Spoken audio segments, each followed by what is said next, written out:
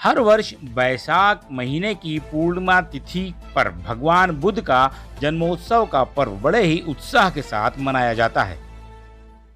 बौद्ध धर्म के अनुसार भगवान बुद्ध का जन्म वैशाख पूर्णिमा की तिथि पर हुआ था। हिंदू धर्म में भगवान बुद्ध को विष्णु जी का अवतार माना जाता है, इसलिए इस तिथि को हिंदू और बौद्ध धर्म के दोनों अनुयायी बहुत ही श्रद्धा भाव से इस त्योहार को मनाते हैं। इसी क्रम में लखनऊ के ऐतिहासिक गौतम बुद्धा पार्क में बुद्ध पूर्णिमा के अवसर पर बुद्ध उपासक महासभा की ओर से एक कार्यक्रम किया गया, जिसमें बौद्ध समाज के लोगों ने उपस्थित होकर अपने श्रद्धा सुमन अर्पित किए। जीवन के अच्छे व्यवहारिक संचालन के लिए भगवान बुद्ध ने जो बातें कही हैं, उसका अनुसरण करने के लिए लोगों ने संकल्प लिया। गौतम बुद्धा पार्क में इस तरह का कार्यक्रम का संचालन 1998 से किया जा रहा है।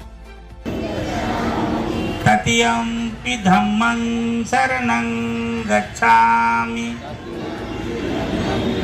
भैया क्या नाम है आपका?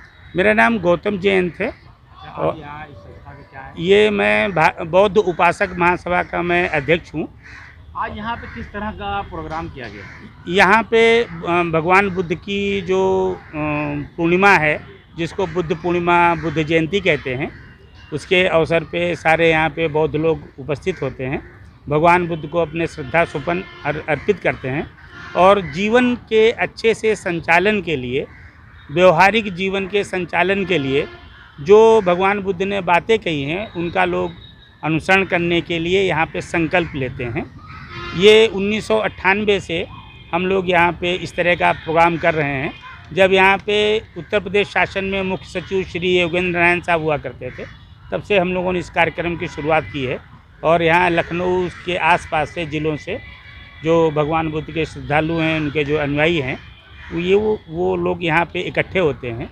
ये बुद्ध पूर्णिमा जो है वो 3 कारणों से बहुत महत्वपूर्ण है।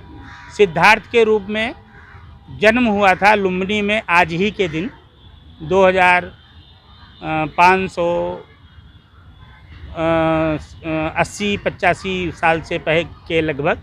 उसके बाद में जो बिहार में उर्वेला वन है, जिसको बोधगया बोलते हैं, वहाँ पे आज ही के दिन उनको बोधि लाभ हुआ था, ज्ञान प्राप्त हुआ था कि मनुष्य को मध्यम मार्ग पे चलना चाहिए और मनुष्य को अंधविश्वासों से दूर रहना चाहिए।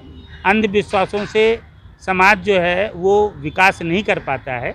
तो भगवान बुद्ध ने अंधविश्वास के खिलाफ एक बहुत बड़ा आंदोलन चलाया, विज्ञान को मानने के लिए एक बहुत बड़ा आंदोलन चलाया और बहुत बड़ी बात उन्होंने कही कि जो आचरण है वो हमेशा शुद्ध होना चाहिए। तो भगवान बुद्ध ने आचरण पे बहुत बल दिया और जो उनका दर्शन है, जो उनकी फ़िलॉसफी है, वो इस बात को मानती है कि दुनिया में सारे मनुष्य बराबर हैं, किसी भी प्राणी को कष्ट नहीं होना चाहिए, बगैर दिए हुए किसी की कोई चीज़ लेना नहीं चाहिए, हमें काम व्यभिचार से विरत रहना चाहिए, हिंसा से विरत रहना चाहिए और नशीली चीज़ों से हमें विरत रहना चाहिए। भगवान बुद्ध ने जो मुख्य बातें कही उसमें ये कि हमारी आजीविका कैसी हो, तो बुद्ध ने कहा कि हमारी आजीविका के लिए उन्होंने 4 प्रकार के जो व्यवसाय हैं उसको उन्होंने मना किया है। नंबर 1, अस्त्र शस्त्रों का व्यापार नहीं करना चाहिए। आज जब रूस और यूक्रेन का जो युद्ध हो रहा है, अगर अस्त्र शस्त्र नहीं होते तो आज ये युद्ध नहीं होता।